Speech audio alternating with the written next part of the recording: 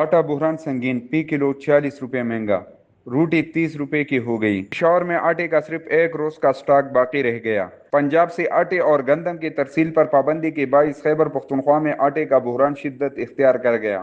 2000 کا تیلا 2800 روپے میں فروخت ہونے لگا۔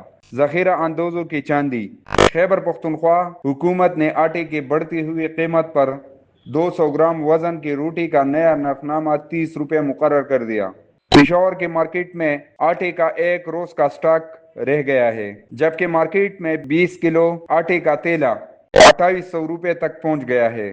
پشاور سے آٹے اور گندم کی ترسیل۔ پنجاب سے آٹے اور گندم کی ترسیل پر پابندی کے باعث پشاور سمیت خیبر پختونخوا میں آٹے کا بحران شدید ہو گیا ہے۔ پشاور کی مارکیٹ میں موجود آٹے کا سٹاک مسلسل استعمال ہو رہا ہے اور مزید فراہمی نہیں ہو رہی ہے، جبکہ شہریوں میں آٹے کی مانگ مسلسل بڑھ رہی ہے۔